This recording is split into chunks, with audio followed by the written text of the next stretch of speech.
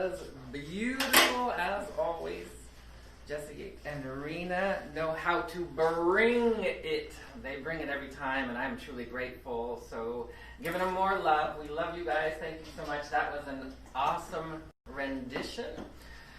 Again, I'm Reverend Keith, and I'm welcoming you to our Soul Center service, Soul Center OC. We are an Agape affiliate located in Newport Beach, and we welcome you. We welcome you to our Sunday service streaming live from soulcenteroc.com and on YouTube and on Facebook Live and even on Instagram and where you can find us.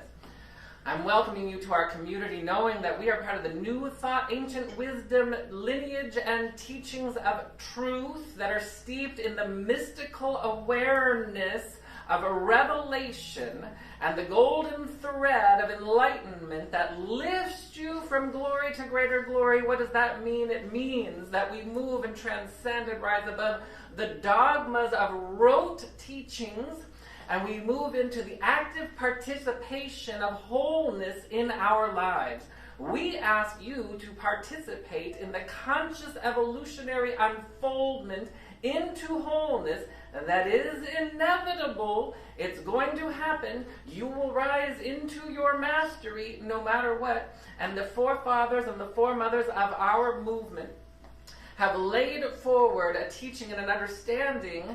We call it New Thought, Ancient Wisdom because there is an ancient wisdom that has always carried with it the vibration of a newness and freshness that shows up as revelation, which is new thought.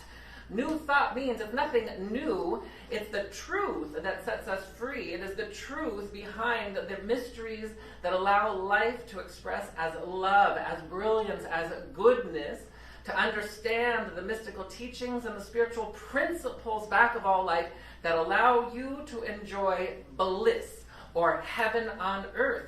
But you have to pay attention. You have to understand the migration from living from the ego into rising into living from the soul. This is what we espouse. This is what we teach. This is what we actually embody. All of our practitioners, all of the chaplains, all of the ministers in our community say yes to participating and practicing these principles on a regular daily basis, that we may grow. We are always growing, always expanding, and always choosing to go from good to greater good, glory to greater glory. That is our community, and we are grateful to have one of the living mystics, Dr. Reverend Michael Bernard Beckwith, that is at Agape International Spiritual Center. We give thanks to him, we give thanks to Agape, we give thanks to you, and again we give thanks to Patricia and Jessica for saying a mighty yes to creating this community for all of us to gather so that we may make this intimate and personal. Because the one thing you want to do is you want to join me in making the holy experience intimate and personal, remembering that it is not dull, it is not mundane in any way. It is brilliant, it is bliss, it is love, it is joy, it is fun. Your spiritual practice becomes fun when you give up resistance to it. It's not so fun when we have resistance, but it is a lot of fun because play and pray vibrate on the same frequency. So it's a lot of fun when we embrace it. And to remember, as the topic for today is relentless good.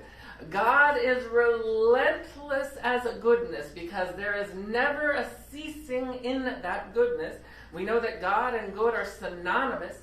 And we, born in the image and likeness of God, are synonymous with God and good and that relentless nature, and we need to step into that. So I welcome you.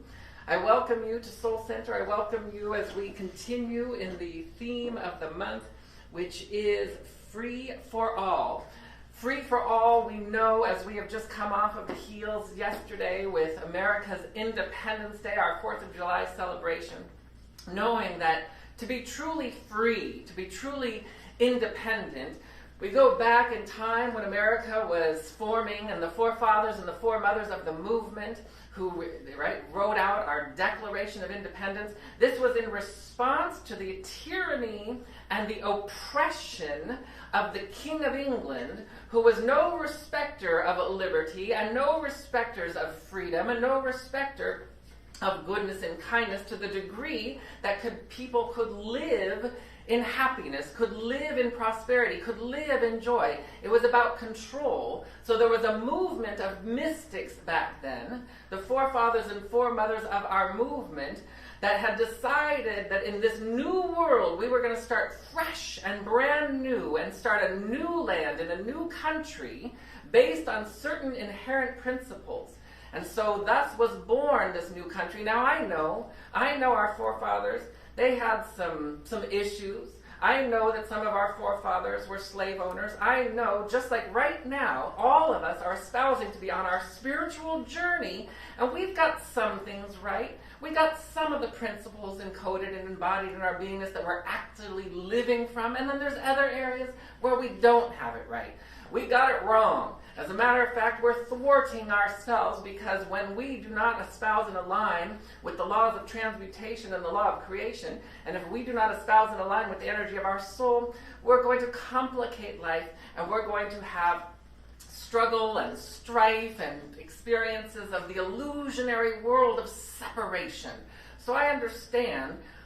But just like when you go into meditation, or you go into the prayer field, or you call a practitioner and you steep into that field, and for however long the opening, the portal, the vortex envelops you, where all of a sudden you have a revelation and you're like, oh yes, I am born in the image and likeness of God. Or you have a deeper meaning or an understanding of what infinite supply or benevolent satiation means, or all good means, or you know that we're all one. If you have some sort of revelation and you're in it, and so our forefathers, they were in it, they were steeping in that mystical nectar as we do from time to time, and we want that time to time to so shrink that that time to time becomes the only thing we're doing. We're living from it ceaselessly. But then you come out of that meditation, or you come out of that prayer, or you come out of that workshop, or you come off of that retreat, and then all of a sudden you things come back to a certain place where there's certain things that didn't heal or didn't expand, and so we're still at the mercy of our trauma body, and then we behave a little out of integrity in areas of our lives. There's been a certain amount of behavior that's out of integrity with the truth, with love, with cooperation, that has been made acceptable or normal over the millennia. And so no matter what, we are going to rise into a greater and grander and more glorious experience of freedom. And we want to remember, as Ernest Holmes said, that freedom is a means of liberty, but not a license.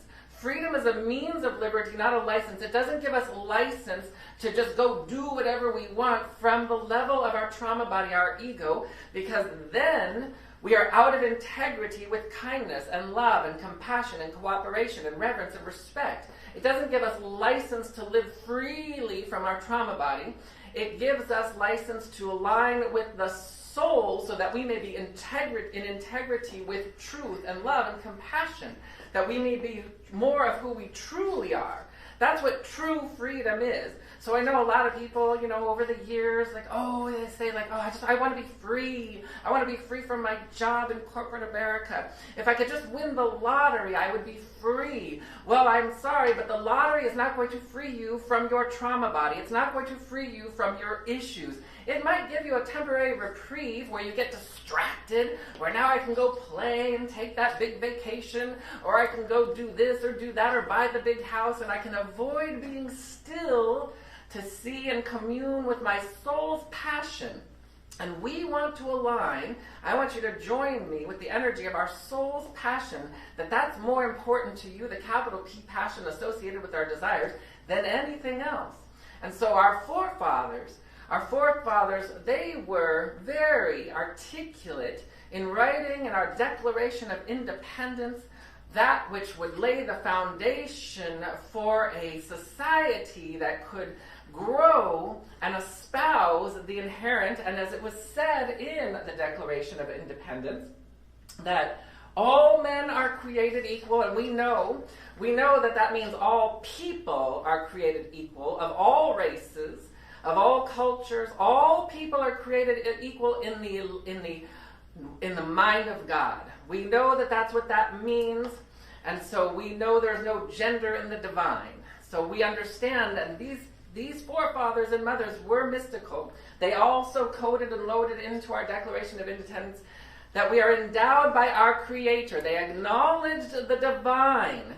They acknowledged the divine, that we have the rights for life, liberty, and the pursuit of happiness. And note the languaging. The pursuit of happiness means you have to pursue it. Now, they didn't really go into how you pursue it, but they tried to lay a structure that would be even for everyone. And I know it hasn't been even for anyone. And that is why it continues to evolve, so that we can align with the principles inherent in the documents that were drawn up. It certainly was not equal for everyone. It certainly wasn't equal for our black brothers and sisters, as slavery was part of the equation. And again, this is stuff that we're still healing. We're still coming to terms with. And I know it has been an arduous and slow journey from 150 years ago of liberating when slavery was abolished, but it wasn't really abolished. It was abolished in theory. And again, very similar to our spiritual practice. We become aware of something, and then a spiritual principle, a spiritual law, they were becoming aware that it is inhumane and out of integrity with spiritual principle and law, and you had people resisting it, and you had other people that were absolutely willing to put their lives on the line to bring it into form, which is why we had a civil war. And so where you could see how there was the different ends of the spectrum, but that force of truth is inevitably going to lift us there even when we have resistance. So on the macrocosmic scale, we could see the energy of resistance, and on the microcosmic scale, the same thing plays out with us. When we resist growing into the greater and grander vision and version of our beingness, we are being held prisoner by the trauma body. We are being held prisoner by our fears, just as slaves were held prisoners by the fear of greed and tyranny. And the irony that we were breaking away from England, from the tyranny of oppression by the king and then oppressing other people, we know that we've made a lot of mistakes. And the evolution is going to keep going, because we know that in the mandate, the truth will set you free. It's not an option. It is not an option whether or not you're going to allow the truth to set you free. Like, oh, yes, I think I will allow the truth to set me free. No, maybe I'm not going to let the truth set me free today. If you don't let the truth set you free, you're going to be miserable. You're going to stub your toe. You're going to be out of integrity with the alignment of God Almighty, and you're going to experience pain, struggle, strife, suffering. So it's not an option that the truth will set you free. It's going to set you free no matter what, individually and collectively. Now, I understand that 400 years of oppression has come up to a place right now where we need to collectively look as a culture, as a people, and know that spiritually there is no separation between us and anything else, even though we tend to be very humocentric, meaning we only focus on things that happen in our human lives. There are a few of us that are looking beyond just how we interact with each other and seeing that, oh, wait a minute, there's other beings that live on this planet. There are bees that pollinate. There are fish that swim in the ocean. There are ecosystems. There are some people who are cognizant of that, how we're all connected. Science is known for a while, and it keeps growing in its awareness of how we're all interconnected through the quantum field. It is fascinating today how science is corroborating spiritual mysticism, and it will continue as the gap continues to narrow. And we want the gap to continue to narrow individually and collectively, and we know that the universe is it has many mirrors. Some people refer to them as veils. Some people also refer to the reflective nature. But whenever you look out into the world, you're going to find all the veils, all the mirrors that are going to reflect back to us what we need to know. And what we need to know is going to reflect back to us through the mirror of our own individual. If you go into your bathroom and look into the mirror and you allow yourself to see what's going on in your own individual life, it's going to mirror to you what's going on in your relationships, and it's going to mirror to you what's going on in society. And there's no they over there and me over here, because true freedom and true liberty, coded and loaded in our Declaration of Independence, is for everyone. It's for everyone. And I know there's historians that are going to talk this and that about whatever, but there were mystical people involved in the forming of this new nation. And I know we goofed and we made some mistakes. People make mistakes all the time. We make mistakes, we sin, which is just a mistake, and then we've been given the opportunity, the gift of free will to choose our way back into wholeness, to choose our way back and correct things and heal things, and on a grand scale right now, because the universe is corrective. And that is why it is not an option to opt out of the truth will set you free. You can't opt out of it. You can opt out of a couple newsletters. You can opt out of certain apps on your phone, but you can't opt out of the truth will set you free, because it's going to happen no matter what. And if you've got your heels dug in to something that is out of integrity with spiritual principle and law, that all men and women are created equal and all sentient beings are the beloved of God, you will be brought to terms with it at some point. It is always happening. Now, if you say yes to the surrender, it will unfold with such elegance and such ease. And that's what we are choosing in our community. We're choosing to be awake, that we may say, yes, speak, Lord, thy servant heareth, so that I may experience true liberation, true independence of the tyranny of my trauma body, both my individual trauma body and the collective trauma body. And as the universe is corrective, it is always seeking to correct itself for our own behalf. That is why you have certain crises that come along, like this pandemic that has embraced the world, to get us to slow down and be still so that we can practice and strengthen our spiritual muscles, that we may grow individually and collectively to a greater and grander experience and expression of mutual beneficial love and kindness and reverence and respect, because we know that the universe, that God only operates in win-win. Everywhere, that is what cooperation is. Cooperation is, capital C cooperation, is win-win for everything and everyone. We know there's enough for everyone. We know there's enough food on the planet for everyone. We know there's enough money on the planet for everyone. And so we have to move into this space of spiritual mastery so that we may experience heaven on earth to and through and as our beingness. And we must move into the space where we hold it for our brothers and sisters of all cultures and all races. Because again, there is no they. There's we. And true liberation comes when we are all free. So we are holding that and knowing that.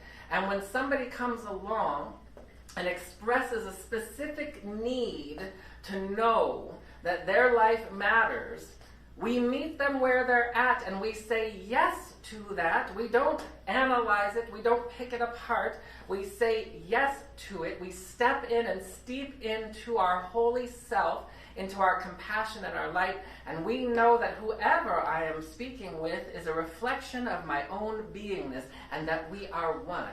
And we step into that so that we may participate, knowing that all men and all people, all women are created equal, that we may step into that foundation and understand there is differences between facts and truth. We want to be very clear that facts do not equal truth. Facts belong to the world of effects. Facts belong to the ego. Facts belong to the world of the human experience and experiment. So for example, a fact is that you did something that hurt me, and the truth is that nothing can hurt me unless I allow it to. Now, sometimes we're at stages in life where that's too much of an idea to grasp. If I'm really hurting, it wouldn't behoove me to have someone tell me that I only get hurt if I allow myself to get hurt, especially if you've ever seen someone or known of someone who's been physically abused. That doesn't mean that we deter from the truth that will set us free. We're going to work towards that truth, and we're going to make our way so that we become impervious to the world of facts and fiction. Now, sometimes do facts hold truth in them? Yes, they do. But oftentimes they have a very myopic viewpoint, something along the lines of, we know that we're all going to transition. All of us in the human form will die, but we know that that is a fact. The truth is we are eternal beings of light. What does that look like? There is also the death that happens to an issue within our beingness because it is a transformation. So we want to allow that type of death to happen in our beingness so that we can move into a greater and grander experience of freedom. A fact is that I might look into my checking account and see that I have $100. The truth is that there is an eternal source and supply of all good, including financial freedom, that I need to navigate my way towards. The fact may be that those people don't allow these people to do something. That is of the carnal world. The truth is cooperation undergirds all life. And as I embody it into my beingness, we've seen it throughout history, throughout every calamity, throughout every injustice. Somebody who could be seen as the one who is the part of the victim crowd, there seems to be people who slip through the cracks with a consciousness that allows them to be unaffected by the crises at hand.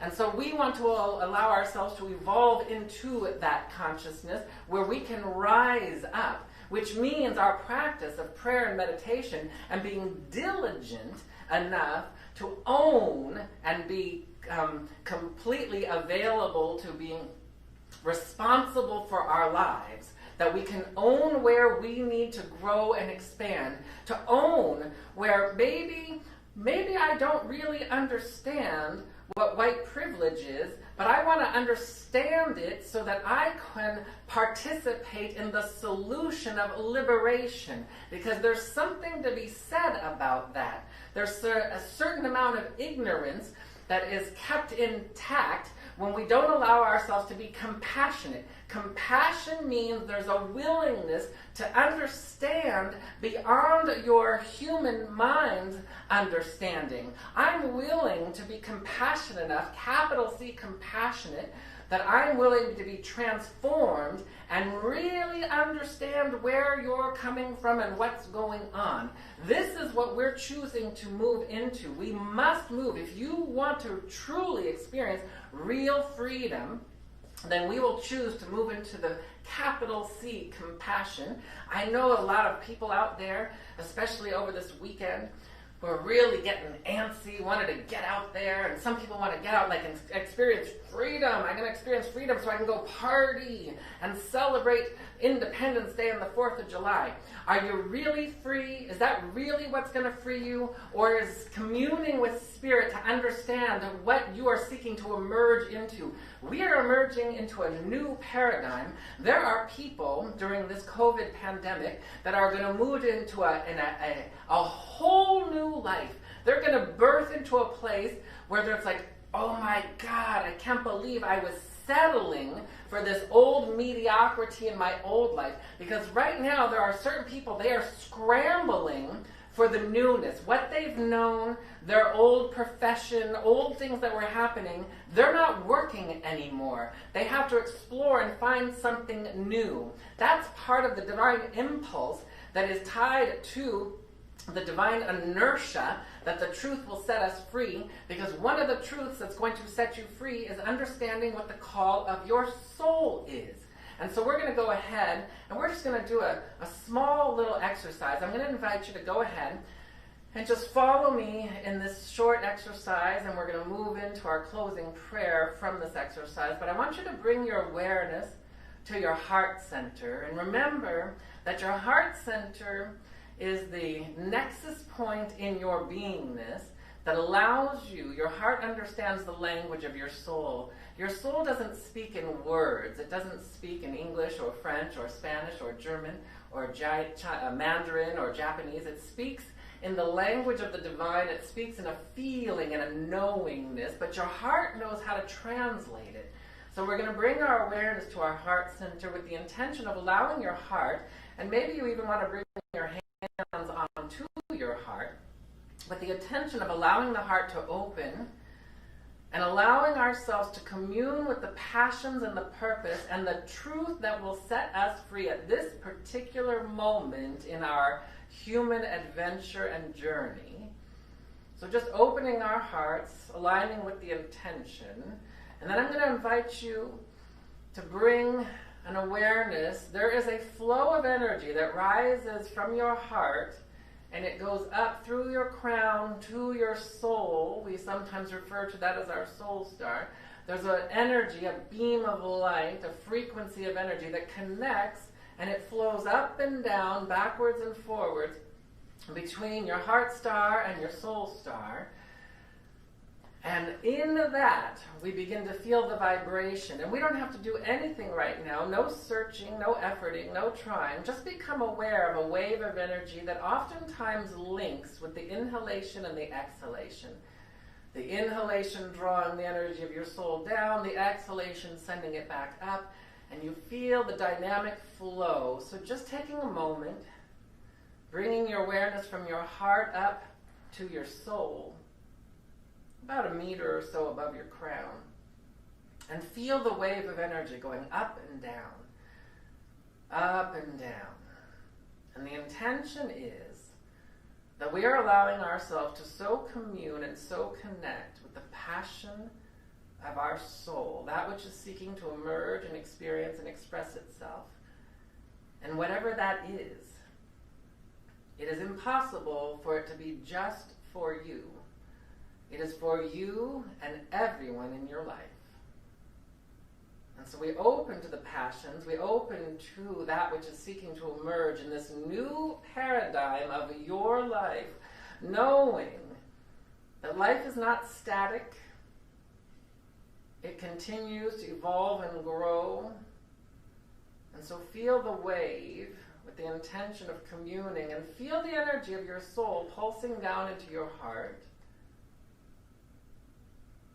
Just feel it going up and down, back and forth.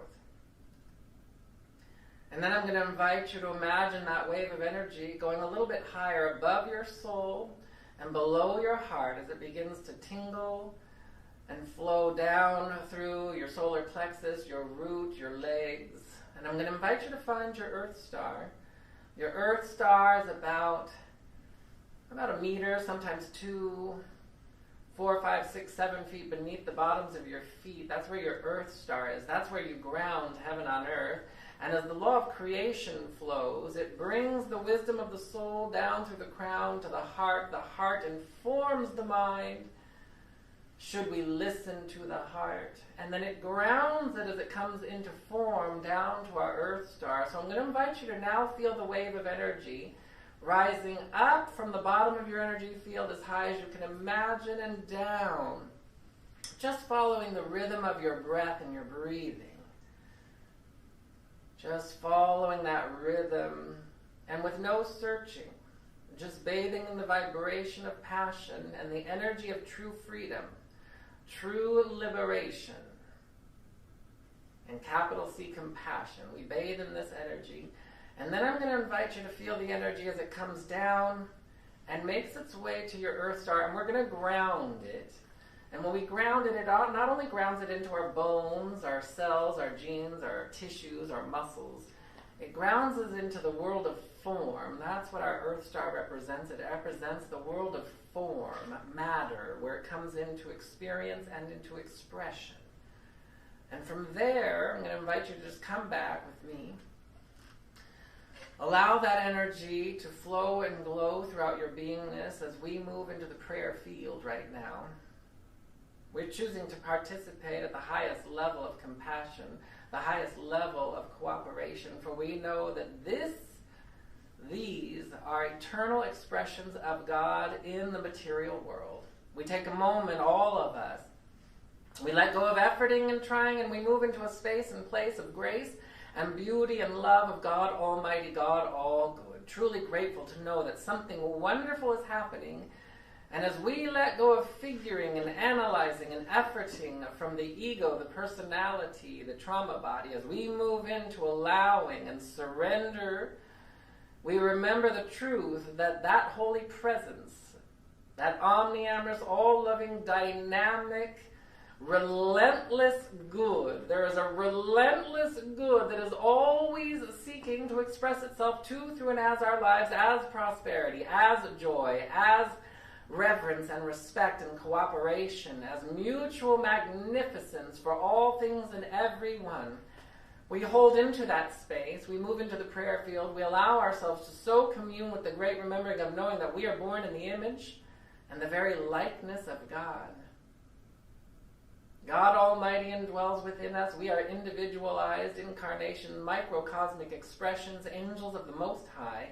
And we choose to align with that, to participate in the laws that govern the universe, that allow us to feel the energy of that which needs to be transmuted, any fears, worries, doubts, lack, or limitation, and that which is seeking to be created and expressed through, to, and as our lives. We say yes to that in benevolent and elegant and brilliant ways, and we say yes to the truth setting us free, that we may have revelations that seek the highest and greatest and grandest for ourselves and everyone we know. No exceptions, no exclusions. There is nothing excluded in the life of God except the illusion of separation.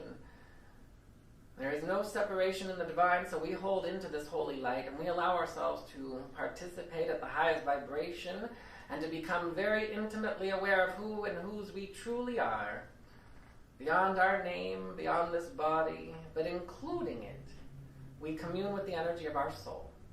And so I am grateful to know that something magnificent has taken place here today, that as we say yes to the mandate that the truth shall set us free, that we say yes to true liberation and true freedom that includes everything and everyone, that we say yes to that lucid state of divine awareness to anchor our passions and our purpose, win-win for everything and everyone. We ground it so, we claim it so, we allow it to be so, by saying in acceptance, and so it is, and so I let it be. Amen, Amen, Amin, Ashe, Aho, Shalom, Hotep, Mahalo, and Hallelujah. So taking a moment to just steep in that prayer field, allowing ourselves to connect with those energies, knowing that we are choosing in our community to only and always be motivated by the call of the soul, by the voice and the energy of truth. For when you allow yourself to be motivated by enthusiasm and inspiration and revelation, you can't make a mistake. And then we're participating in the win-win frequency. But you have to be still and know that I am. That's what we choose, that which we've proclaimed.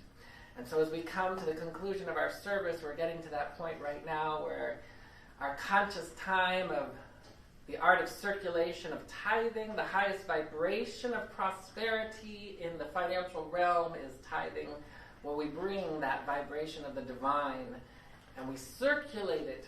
And again, I'm just truly grateful. I know that some of you have experienced some layoffs or some deferments, and so we're just holding you in that prosperity, knowing you're bursting through. Those of you who have been flourishing and been able to supplement and pick up the slack for us in our communities, we really appreciate that. So as you prepare your tithe in the consciousness of infinite overflowing benevolent abundance, we give a lot of gratitude for it, and you can go to soulcenteroc.com and you can hit the donate button. As you scroll down, you'll find that orange donate button. It's safe and secure. You can set up regular payments if you like, or you can do the one-time thing. We appreciate that very much. You can also text to donate. You can text GIVE to area code 669-342-2157. You have to text the word GIVE to area code 669-342-2157. You can also mail checks in. If you go to our website, soulcenteroc.com, you can get our mailing address. You can mail in a check. We appreciate it.